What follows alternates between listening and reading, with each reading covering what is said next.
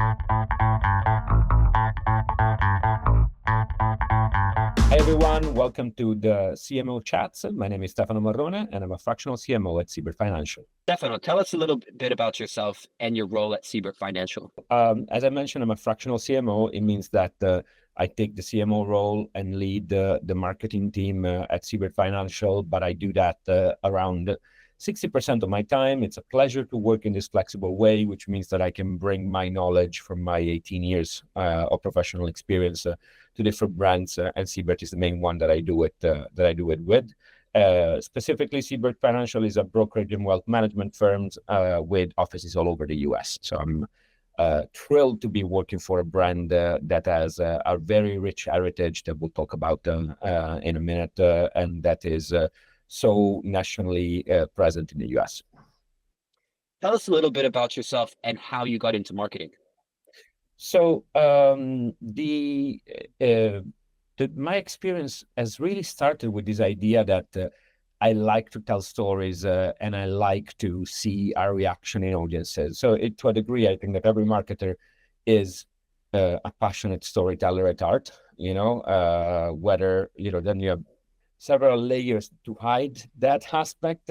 But I've always been, to a degree, flirting with this idea of like engaging audiences with stories. And I didn't know if I wanted to be somebody who made films or somebody who made marketing. But at the end, I ended up, while I was doing my BA, storyboarding a couple of bits of advertising for some friends of mine that worked at Leo Burnett, the publicist agency.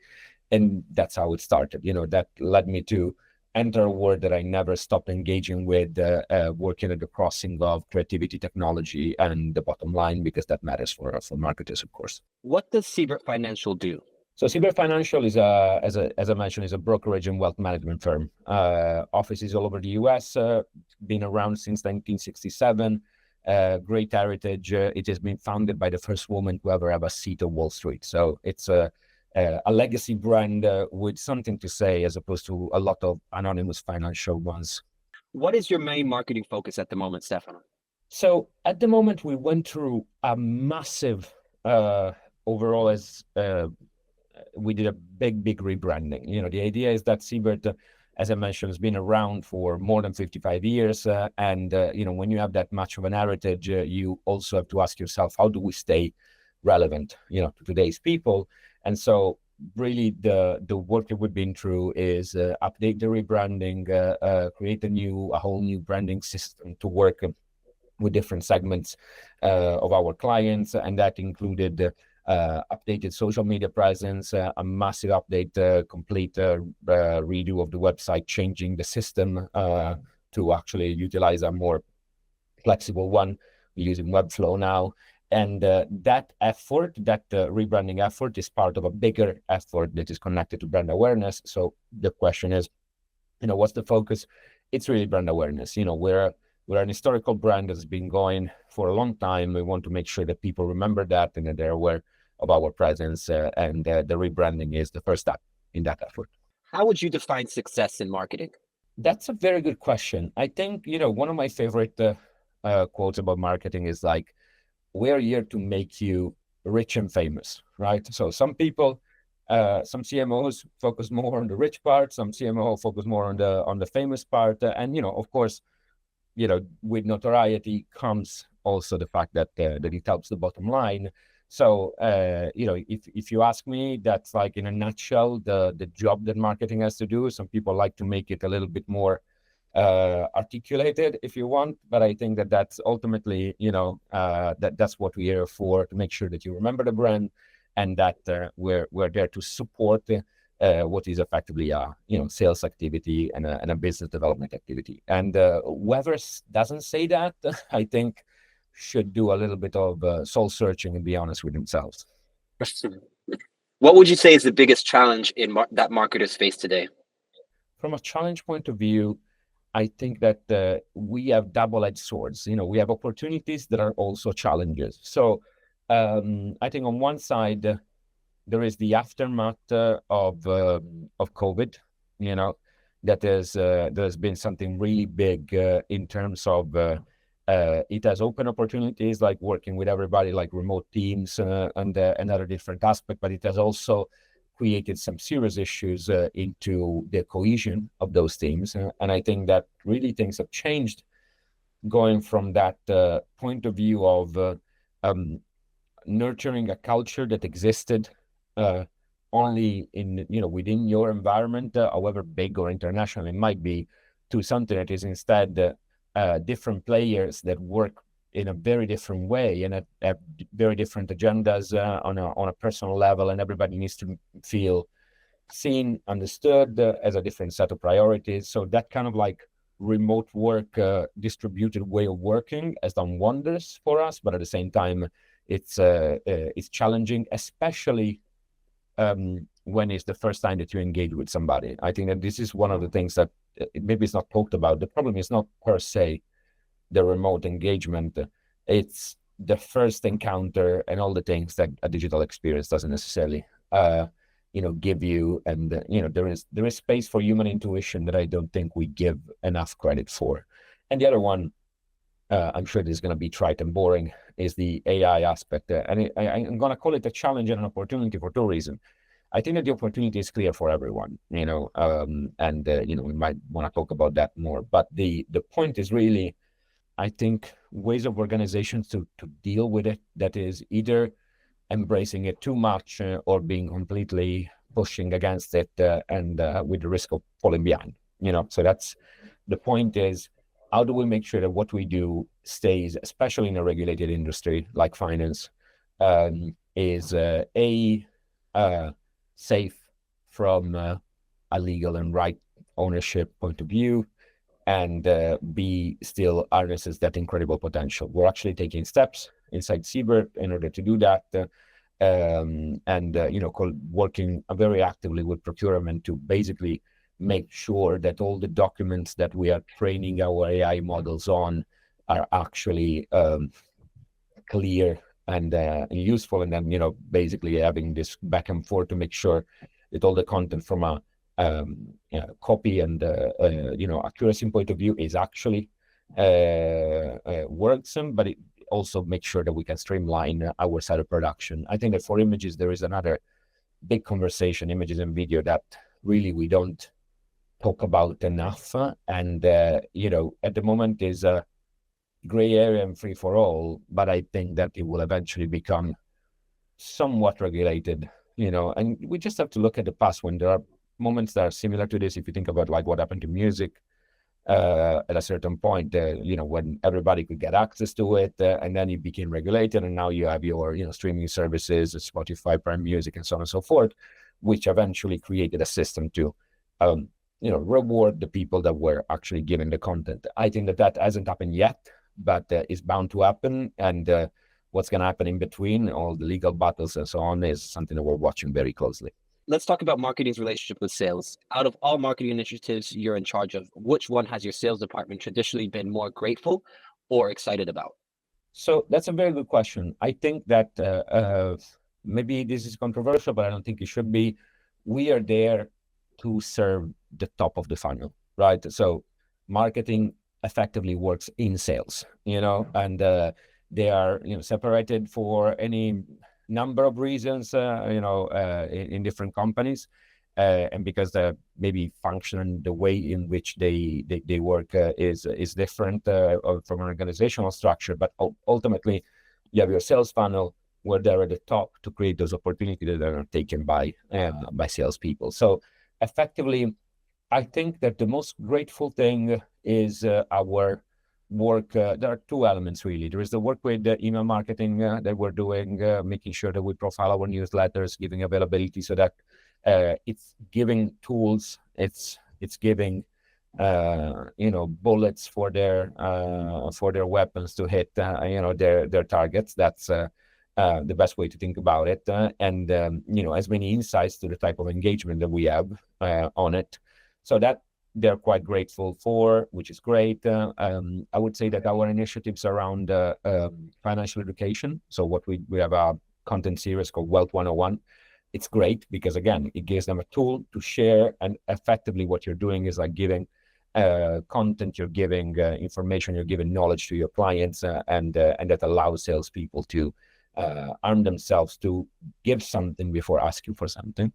And of course, there is the great classic of corporate events for their support, and they're quite grateful for that. I would say that brand awareness often goes over the head of the sales department, but ultimately, our stock has gone up significantly. Just, a couple of weeks ago, we had the news that it has been the highest it has ever been in the last couple of years. And, that's the result of brand awareness. So ultimately, everybody is like reaping the rewards of that. It's just a little bit detached, if you want. Mhm. Which marketing strategies have wielded the most success in terms of engagement and lead generation? The silver bullet approach is really what both marketers and their bosses, so ownership or CEOs, want to have. They're desperately looking for one, but it doesn't exist. So to answer this question, I think that the thing that has been useful for us is a really two-pronged approach where we're working with a PR brand awareness point of view at the top, making sure that we're present as possible in the news as experts. So that's one aspect. But the other one that is giving us some great result is doing very specific targeted campaigns, thinking about what is the next generation of people that have access to wealth, and that is radically changed. Meaning, you used to have people that made money in classic ways, either working in high-profile jobs, or inheriting it, or having access to different accesses. And now instead there is an entire new generation of wealth that comes to this opportunity for wealth from different paths. That it can be a sports career, it can be a music career, it can be young entrepreneurship. And so what we're doing recently is that we launched a campaign called What's Your Rich Life? That defines the idea of rich life, not only as possessing money, but money as a tool to do what you actually want to do. And that maybe is golfing all day, spending time with your family, traveling the world, not worrying about bills. And it depends on different people. And we are working together with young athletes and young artists to ask them what is their idea of rich life. So one of the best campaigns that we've done recently in terms of engagement was with a young UFC woman volleyball player called London Vijay. Is one of their superstar outside hitters. And we had an incredible engagement from our Gen Z and younger audiences about the idea of financial education for a younger generation. That sounds like a very, very fascinating campaign, very impactful campaign as well. I like that idea. Now, my next question on that, Stefano, I'd like to know more what your ICP is, so your ideal customer profile at Siebert Financial. So this is an incredibly interesting question because wealth management and brokerage institutions, by and large, are considered interchangeable, right? So the real question is, what can you give that other companies of a comparable, not only comparable size, but there are also behemoths out there, that are giving that type of services. And I think that what everybody would say is customer service. So that's not something that we can own. But on the other side, really reached into our brand history. As I mentioned to you, Siebert has been founded by Muriel Siebert in the mid-60s, and she was the very first woman to own a seat at Wall Street. So what we've been excellent at doing in these years was to give access to wealth to people that usually, or in a if you want, in a prejudicial way, didn't have access to wealth. In the 60s, it was women and different types of people, like, for example, immigrants that the Muriel helped, and now is working with niches of underserved communities that have no reason to be underserved other than the fact that they historically didn't have that access. So, for example, we have a specific vertical for military and veteran. That also includes anybody who has served, so first responders, police officers, firefighters. And that division is led by veterans, so that's, a good example of so that's a long answer to your question, but it's that's one vertical. Then we have a vertical that is focused, as I mentioned, on the next generation of wealth. So what we call, generational wealth transfer is a big aspect for us, but also asymmetrical, non-linear wealth generation, however you want to call it, with young artists and athletes. So we have a division specifically dedicated to them. And then there is, the idea that we think is very powerful, given our incredible heritage, to focus on women that are high achieving, that want to get to a point of full financial independence and financial freedom, that are, sadly still perceived as a boys' club. And I am fully aware of the irony, given that I'm a man working for a company led by women, but we also try to keep our balance, especially in our marketing department and customer service department, where we have a preponderance of women, and we're proud of that. Now, let's talk about field marketing, Stefano. What's in store at the moment at Siebert Financial? What we're trying to do at the moment is, we're lucky to have offices all over the US. So, we have our main offices are actually New York, Miami, and LA, but we have other 14 offices all across the country. And we really take pride in the fact that people can come to the office and have a conversation with us in person. There's no, chat bot that forces you to book an appointment or anything like that. Of course, you can do it online. Of course, you can call us, but we have an open door policy, so much so that our recent renovated office in Miami is literally on a retail street where you can just come in. So the idea is really, our new mission of financial freedom for everyone is something that we're applying by practicing what we preach. We can get people in at any given time. So to a degree, there is this idea of radically changing our offices so that they're incredibly accessible. And that's something like leadership really cares about. And so much so that if you step in, for example, in our Miami or LA office, the Miami office has a full furnished bar in the middle where we can do, and we do events with clients and prospective clients all the time. We try to get as close to the local community as possible. And as I mentioned, engage with specific niche communities. There is also the aspect in LA, it's more focused on health and wellness. So we're at the moment in the process of building and scouting for real estate where we can create an health and wellness experience for our clients that care about that. And as you can imagine, that's a big trend. And our way to work is really to think about a customer-centric approach, to this. And then for our military vertical, we do a number of events with things like, I don't know if you're familiar with the idea of Fleet Week. They're like basically different military-related events that travel the US, and we've done activations in Miami in particular, but also in New York.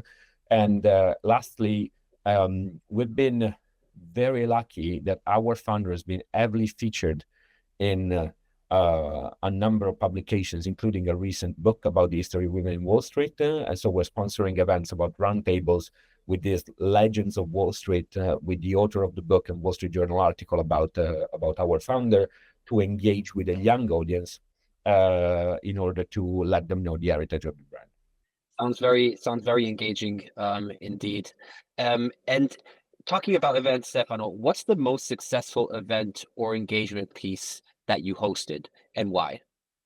That's a very good question. I think that I'll start with what I like, on a personal level. So, I think it's important that because we're trying to be customer centric, to really, have that focus. I think that the work that we've done during Fleet Week with our military vertical was great, because what we did was we went out and about, engaging with people in the street, literally interviewing them about what's their rich life and how they want to deal with wealth management. But then we had an open office policy at the same time happening just literally 2 streets down, so that people could seamlessly come in and out.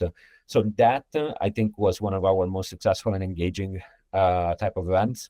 And on the other end, every time that we take our most high-profile clients and provide them with some inner and intimate knowledge and access to the best type of advice. Those are very different types, but I think that they both show on one side complete openness and on the other side direct access of people like our chief investment officer, for example, which a lot of companies in our same situation, publicly traded and so on, these figures are almost like, ethereal figures that you never meet. Instead, we try to get that one-to-one engagement as much as possible with our clients. How do you measure an event's ROI? That's a very good question. I think that the important thing is to attach it to a number of metrics and not only one. So, but that means that you have to do a good job in order to create resonance for it. So I think a lot of times there is the event itself, and then there is the resonance chamber of that event. So when we try to do events, like there is an event on the 21st of November that we're doing, as I mentioned, around the Legends Women of Wall Street, for me is like, what is the social media resonance? So that judges the brand awareness, aspect of it.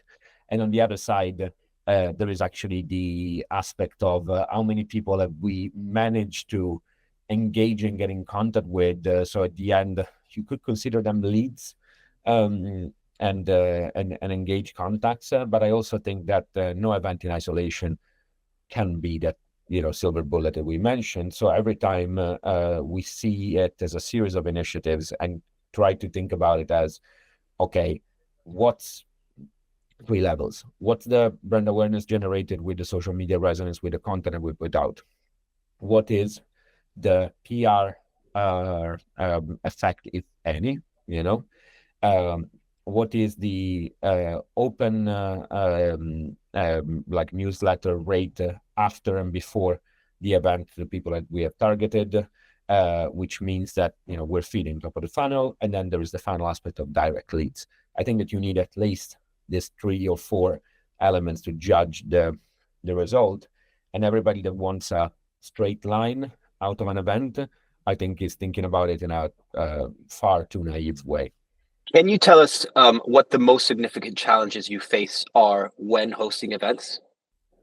Yeah, well, I think it's the usual, I'm not saying anything new. There is the element of the dropout rate, that is something quite important. So the question is, how do you create that sense of both scarcity and exclusivity that makes people come? And the other one is now, in a post-COVID world, I think that we have a very dispersed audience. So the question is always, shall we do this virtually? Shall we do it in person? And what are we losing on both sides? And I think that, it's like a swing. We go from, I don't want to come, I don't want to do events ever again, there's no point, to people are hungry for human connection and that aspect. I think, and I met many people that heavily regret having moved significantly far from where the action is. But then, you already set your life out there, whether with your spouse, kids and stuff like that, and they cannot move back. And so I think that there is a lot of hunger for actual in-person events. And you just have to make sure that people remember what that felt like, And I know that it's crazy in 2024, the end of 2024, still speak about it, but we have this, domino effect of choices that have been made maybe 3-4 years ago that are still affecting all of us. And on one side, you have the 5 days a week in the office, and on the other side, you have the full remote and everything in the middle. And people have very strong views about it. So that's definitely a part of a challenge around events. Definitely. What career advice would you give to anyone starting in the marketing industry? So this is directly connected to what we were just talking about.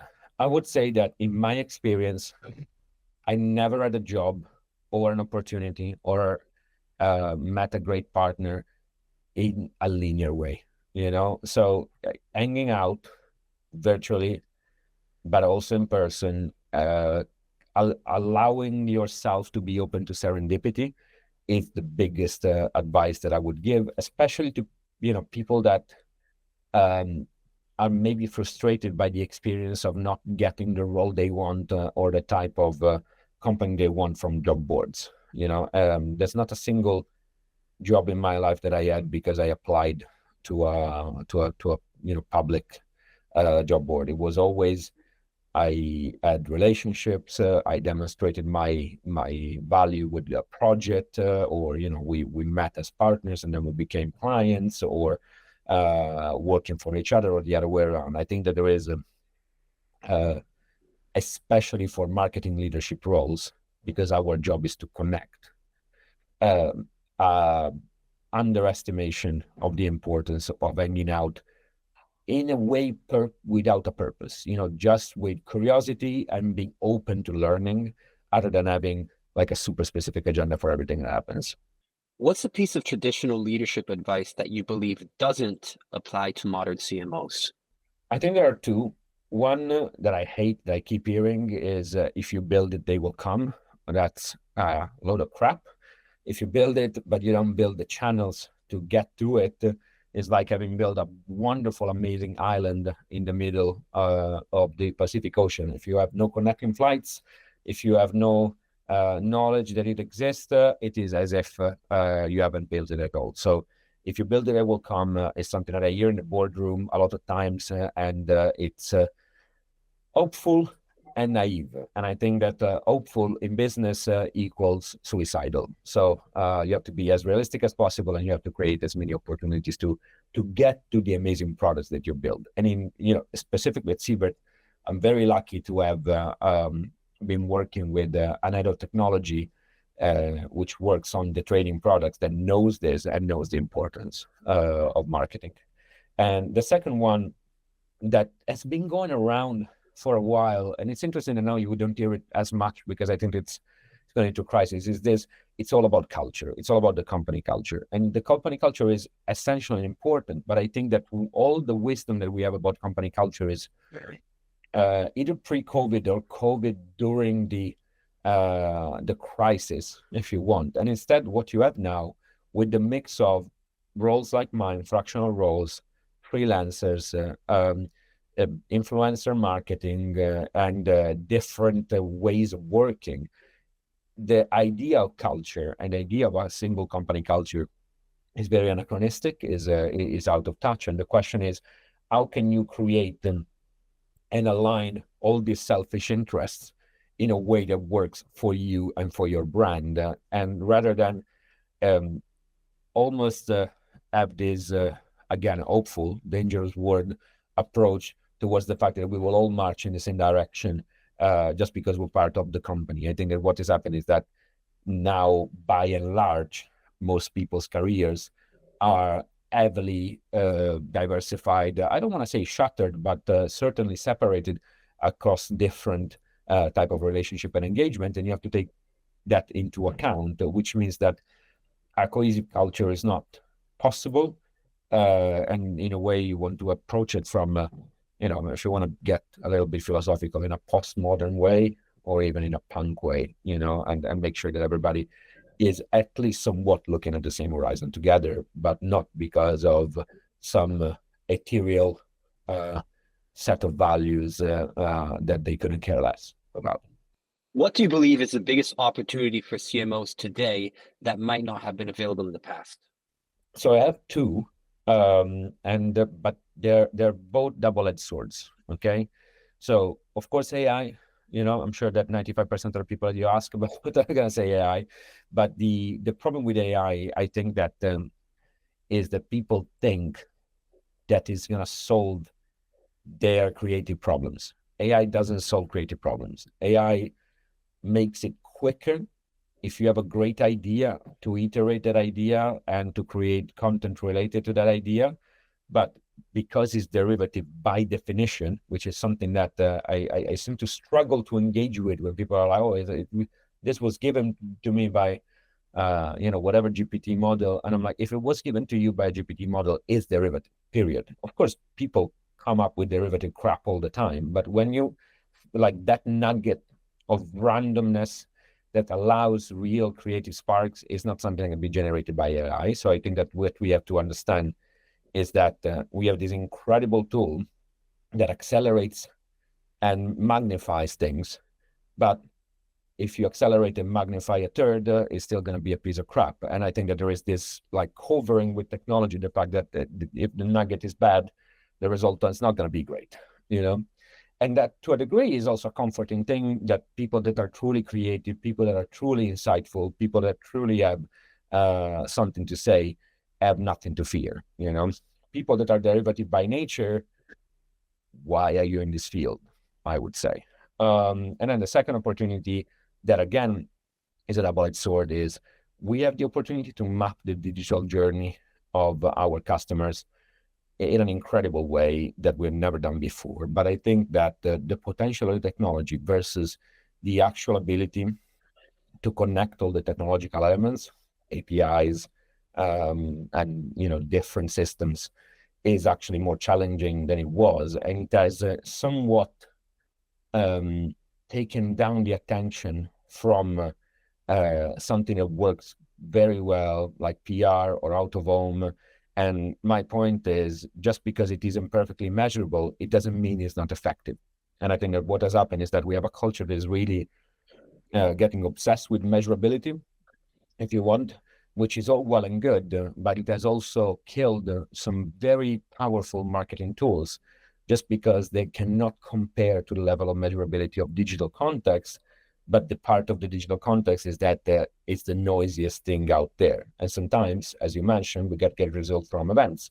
We get great results from out of home. We get great results from PR activations, rather than a perfectly mapped digital activation that might break at any given moment because imperfect matching of different systems. What does the future of marketing look like, in your opinion? Messy. It looks messy. And I think that it's good because from chaos, good things come. I think that it's interesting to see what is happening to the world of agencies on one side and brands on the other, where it has always been historically that you swing between doing everything in-house and outsourcing everything, and the other way around. But now we have a lot of players in a noisy market that claim to be the solution to problems. And I find it particularly interesting how, at the moment, for any marketed problem, there isn't a series of competitors that you have to choose from. There is a series of categories of solutions that you can take as a road, and they're some of, like, from a initial point of view, they look all similar, all very equally valid. Technology way, work with influencer way, do a partnership with a celebrity that is going to do advertising for you in exchange of equity way, big events way.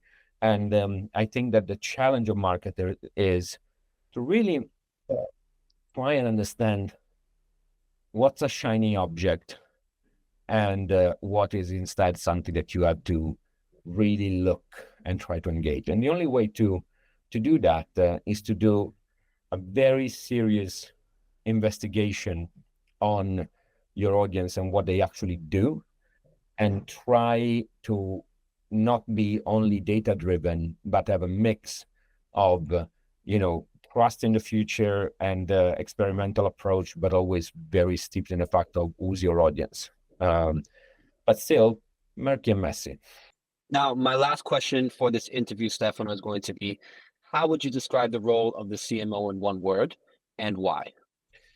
So I think that our job, and which is actually the job of marketing, is connection. We need to connect the product to audiences.